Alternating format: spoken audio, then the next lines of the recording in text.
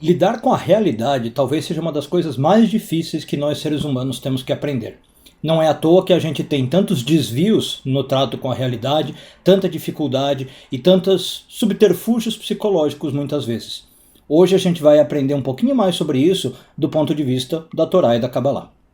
Eu sou Yair Alon e essa é a Energia Semanal.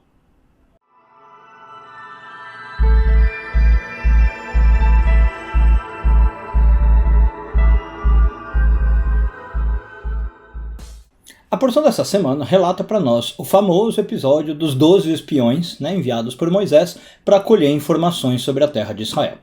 E aí, como eu disse, a história é bem famosa, não precisamos entrar em detalhe. 2 espiões voltam, falam coisas super boas, encorajadoras, e 10 trazem um relato mais difícil, o povo começa a ficar desencorajado, começa a chorar, Deus se irrita e um castigo é aplicado, pela falta de confiança que o povo demonstrou. Bom, e aí logo no comecinho da porção, a Torá faz questão de falar para nós qual era o nome de cada um desses 12 espiões, um de cada tribo, e de que tribo que ele era. Na Kabbalah a gente sabe que um nome sempre revela a essência de uma pessoa, e em especial na Torá, sempre que um nome aparece ele tem algo para revelar para a gente. No caso dos nomes dos espiões, tem uma coisa que chama atenção. Os nomes dados ali têm uma sonoridade muito estranha para o hebraico, eles não parecem nomes hebraicos. E isso, claro, chamou a atenção dos sábios, que juntaram todo o contexto mais esse fato e entenderam que os nomes aqui estão indicando maneiras incorretas ou maneiras inapropriadas de a gente lidar com fatos da vida, de a gente lidar com a realidade. Que na verdade é a missão para a qual os espiões foram escolhidos, Então o que falaram para eles? Vai lá na Terra, me traz um relato dos fatos, me diz qual é a realidade das coisas. Mas tem um pequeno problema. Se a gente encarar então os 10 espiões negativos como tendo para ensinar algo para nós, o Rabbi Yitzhak do Talmud diz que da tradição que ensinava o significado desses 10 nomes, infelizmente a maior parte dela se perdeu. E hoje a gente só sabe o real significado de um nome.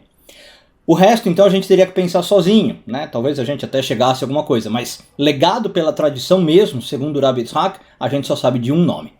Bom, qual nome é esse? O do espião da tribo de Asher. E está mencionado, se você quiser procurar, versículo 13 de Números 13. Ele chamava Stur ben Michael. Stur é um nome bem estranho em hebraico, como eu já disse. A raiz de Stur é a mesma de desconstruir, quebrar, demolir. Ou seja, Stur é o tipo de homem que ao ver a realidade traz fatos que te desmoronam. É o cara que só vem com bomba, e os fatos dele te desconstroem, te quebram. Então é mais ou menos assim. O povo estava esperando relatos maravilhosos de Israel, vem o Stur e bomba.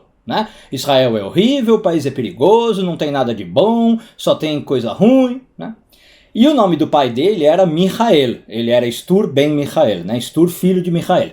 Michael já não é um nome tão estranho em hebraico, inclusive é o nome de um anjo, que em português virou Miguel. Mas nesse caso, como a gente está vendo aqui uma interpretação de valor negativo, o Rabbi Eudá diz que Michael significa que Stur fez Deus parecer fraco. Mach em hebraico é enfraquecer. Então Machel enfraqueceu a Deus. Como assim?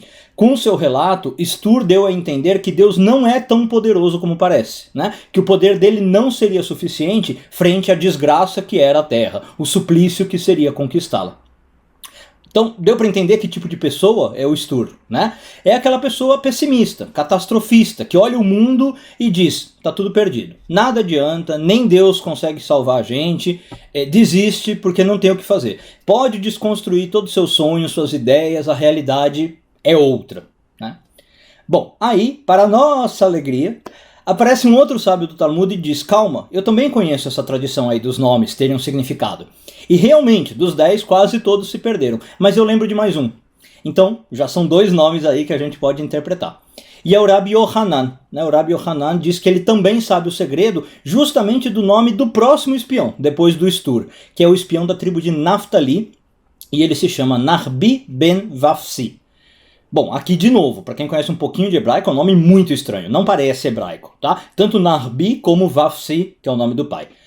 Bom, aí o Rabbi Yohanan conta que Narbi significa esconder, que em hebraico é leharbi. Ou seja, como é que age Narbi? O que é o Narbi?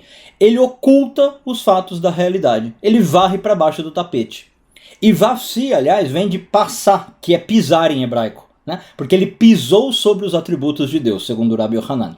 A imagem é ligada, né? Eu ponho algo para baixo do tapete, depois piso em cima, dou talvez até uns pulinhos que nem no desenho animado, para ninguém perceber que tem nada ali, né? Achar que está tudo normal. Então, quando a gente fala desse caso, de que tipo de pessoa a gente está falando? É aquela pessoa que ignora os fatos da realidade, né? Ela sabe de certas coisas, ela tem os dados e fatos, mas ela prefere ignorar, fingir que não existe. E aí ela lida com a realidade do jeito dela, da maneira que ela criou, da maneira que ela recortou.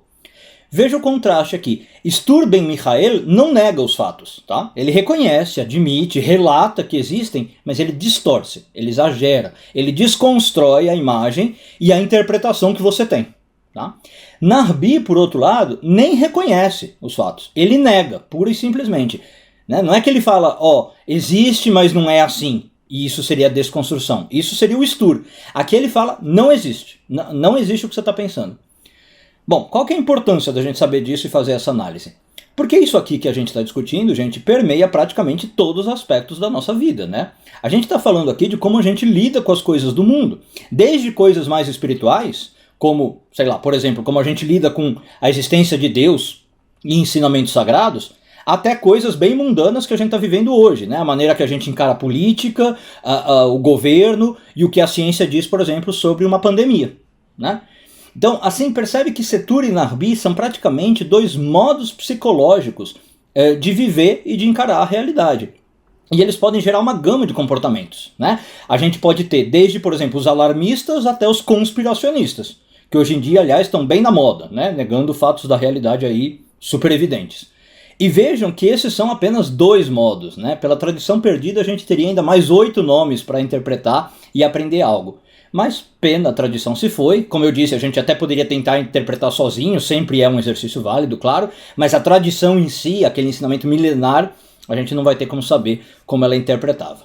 Bom, apesar disso, esses dois aqui já tem muita coisa para ensinar, então a dica dessa semana seria: cuidado com os Stur e os Narbi da sua vida, né? E mais importante, cuidado para você mesmo não ser Stur e Narbi na sua forma de lidar com o mundo, na sua forma de encarar a realidade. Uma boa semana, Shavua Tov e tudo de bom.